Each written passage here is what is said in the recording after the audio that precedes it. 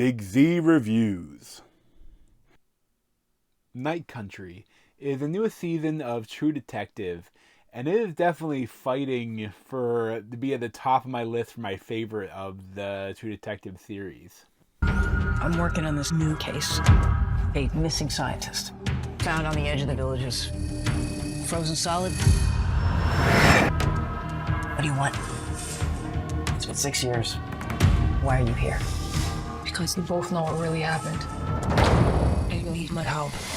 So in the weeks leading up to the release of True Detective Night Country, I went back and rewatched all of the previous seasons, and they're all such amazing shows. Of course, the first season is the best of the three, and it's too like the first season really flirted with like a Lovecraftian a horror like that, like the towards the end, but then it didn't deliver on it.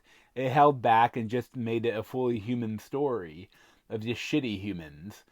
But like, and two is just like really human, and it didn't lost most of the True Detective stuff, and more about like this group of cops that and shitty people doing shitty things. Like it wasn't even much of a murder mystery, but I still enjoyed season two.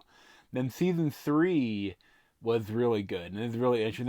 It definitely went back to more like the time jumping sort of True Detective sort of stuff. The detective like looking back at what happened previously, and that's kind of the setting of like a true crime story, like in the present day, and like they're like the main character has dementia, but like he's trying to remember everything that happened. Like that's a really good one. But this one, Night Country, is amazing. Like it was like I when I started watching, like I was finishing the third season when the first episode debuted. So like I binged like the first three episodes, and then I've been watching week by week since. And it is amazing. The director Issa Lopez, I really love her work. And after I watched the first three episodes, I bought the steelbook for Tigers Aren't Afraid. Tigers Are Not Afraid, and that was like her debut film, and it is excellent. Although that is brutal.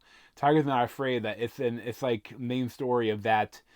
In in Mexico, and the cartel was like so many people are killed, but like unknown children are made orphans from it, and it's about like it's almost like it's like a dark fairy tale horror film like drama about this little girl whose mother is killed by the cartel, or maybe some politician that is in league with the cartel, and that like she like before like a shooting happens at her school, like while a shooting happens, the teacher gives her three pieces of chalk and tells her that like there are three wishes.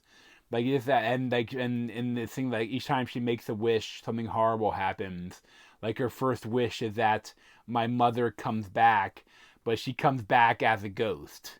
And then like each time like something horrible happens, and they are not like Issa Lopez is not scared of killing children in that movie, and it's really well done. The child actors are amazing, but like, and I think in Night Country too, as True Detective, it's such a great story. It's like, and it's really diving into more like Lovecraftian horror. Even like when the first one, where the crew disappeared from, there's the thing on the shelf. It's definitely inspired by that, because they're in Alaska. Although I think they filmed in like I think they filmed in like Iceland or something like that. But like it's the idea is that this is the time when there is like it's all nighttime, like there is no sun. So interesting, because like the way they tell time, like it's so tough to know how much time has passed, because like it's all nighttime, and it's like Christmas too. It's like one of the one is the most like screwed up Christmas episode ever, and Jodie Foster as Liz Danvers, and Kali Reis as Evangeline Navarro are like they're such a really interesting pair. There's like they're like they had a previous case where like something horrible happened, like they did something bad, and they kind of she moved her to a different part of the force, and but they see this it started the story that this whole crew of this research station all disappear, and then they find them in the snow, all bundled together, look like they died of fear with their mouths just open screaming. And this is so cool. And that they get people are having visions, but it's also this whole thing where it's this the oil field, the oil workers are poisoning the water of all the natives, and there's an interesting family dynamic. There's a couple of the characters, and that there's there's a chance, as I'm filming this now, I haven't seen the last episode, but I was filming, I saw I do one now, but I won't get around to do it till much later.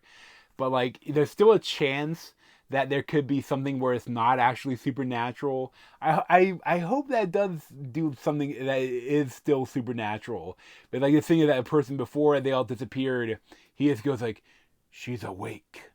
And there's so much cool stuff, and it's scary, and it's really interesting. And there's so much depth too in all these different characters, and how the relations they have with their family, and with each other. It's so well crafted, it's so well written and directed, and it's just I really love it.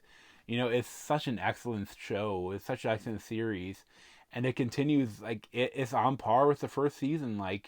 It had a lot to live up to, and I really think it did. I'd probably give it a 10 out of 10.